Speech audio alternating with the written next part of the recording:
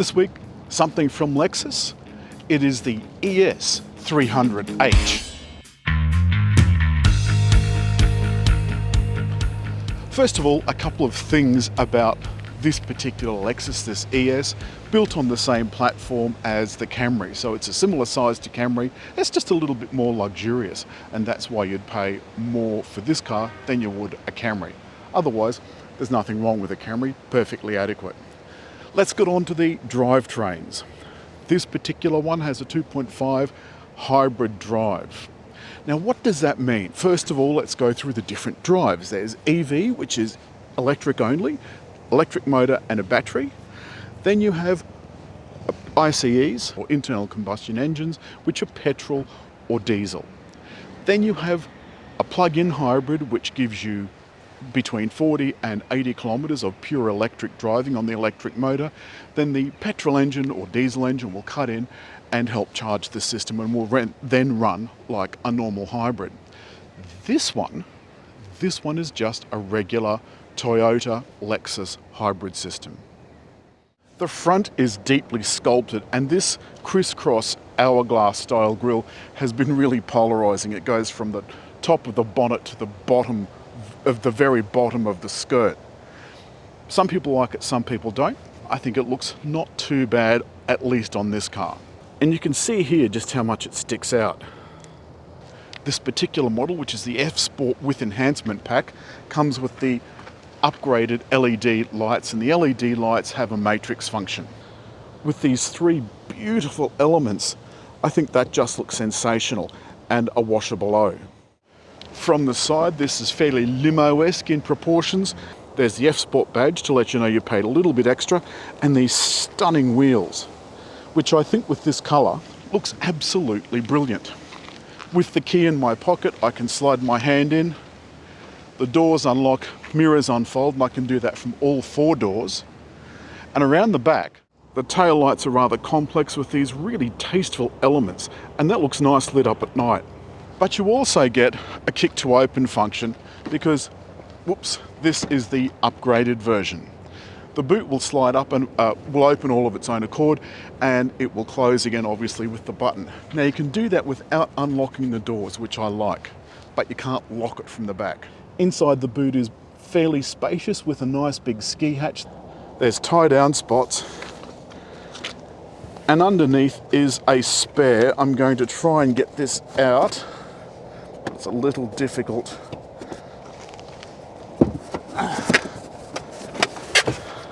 And underneath there's a space saver spare. When getting in the back, you've got to watch this. That's a little bit low, but it's really quite nice back here. The first thing I want you to notice is the amount of leg room I've got. That's with the seat all the way back. When you turn the system off, this car slides the seat back and the steering wheel up and out of the way. This one doesn't have everything the top model has, but it's still got a couple of outlets for USB, a 12-volt outlet, air vent. Of course, there's a beautiful cover over the Mark Levinson speakers, which I'll talk about later, and some quite tasteful trim. There's no hard, nasty plastic to be seen anywhere. Now in the front, there are quite a few things to see. Right, the steering wheel has gone down and come forward, seat has slid forward. I've got a couple of memories here, 3 memories on the door for my memory seats. Once you press the start button, the engine comes to life and you get these little bubbles on the screen. And I can see it there, here in front of me, and whoops, let's turn that down. And on the quite wide heads-up display, which is in front of me. Normally you wouldn't have this cord hanging here. I've just got it here to plug my Navman into the 12-volt that's at the back. But you've got this, in this model, this lovely wide 12, I think it's 0.3-inch screen, digital clock, drive modes up here on the binnacle, and a full digital dash, though that ring does slide across in true Lexus style. On the other one, we've got traction control off. All of the controls have finally been moved up here onto the steering wheel. This one, of course, comes with a 360-degree view camera. Particularly handy when parking. That comes on, of course, when you put it in reverse. There's separate buttons here for the climate, and below one touch buttons, very handy for getting directly to media or radio or whatever, and a nice big knob for volume and search. Down below that we've got seat heating and cooling for the front, steering wheel heating, and there's a blind in the back. Let's see if you can see that. You see that blind going up? The top model also gets blinds on the side doors. This does have the current LEXUS infotainment system, but that is being updated. The UX, I think it is, has the brand new system. You still have to control this one with the pad down below. However, you can have, if you wish, access through the touchscreen. Now, some of the functions disappear when you're driving, which is incredibly annoying. Oh, one thing I'm going to show you.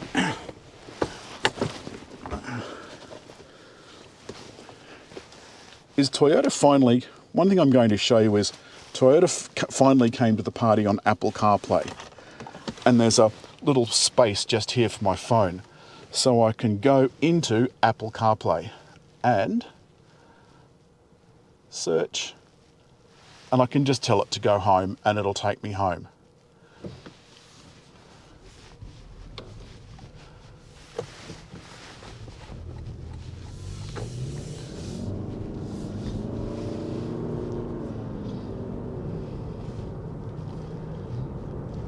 There are drive modes, as I said, but it doesn't really affect anything else.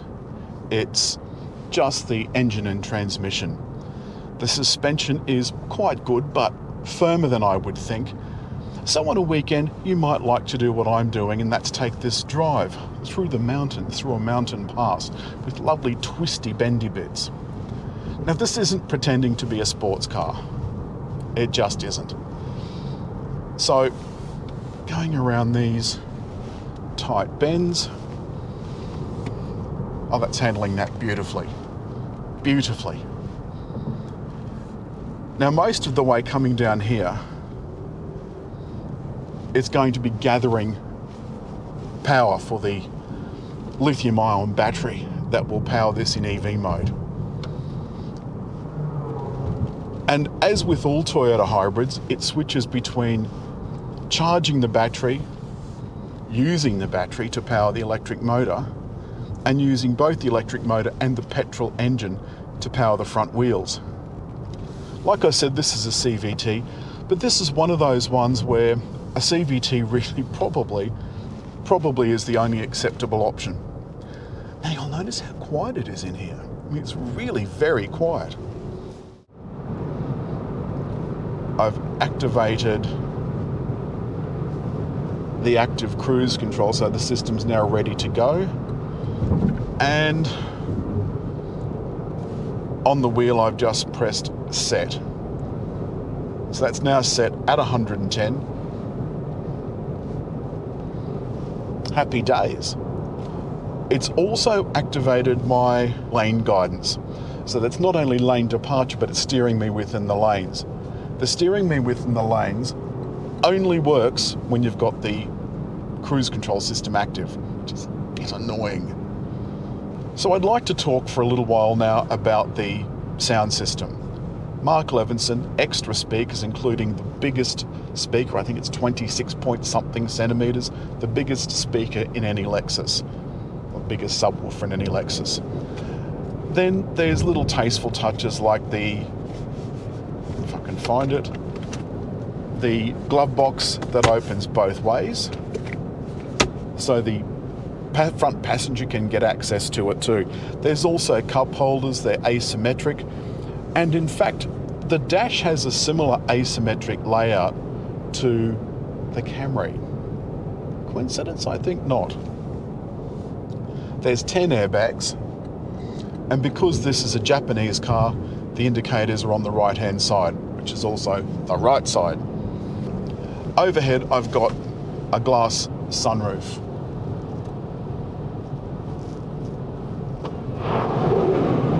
That opens at the touch of a button, and it will also put the back edge up. Let's put that down, close that. Go and have a sip on my coffee. So what this car is brilliant around town. The thing is, for $78,000, is this worthwhile? Certainly drives nicely. I really like the steering, though it does have a neutral feel, as most Toyotas do, but it isn't dead like Toyotas used to be, or Lexuses. Lexus gets very upset when we keep referring to their cars as Toyotas, even though in some markets some of the Lexuses are sold as Toyotas. That's it this week for the Lexus ES300H. As always, hit like, leave a comment, and just over there to subscribe.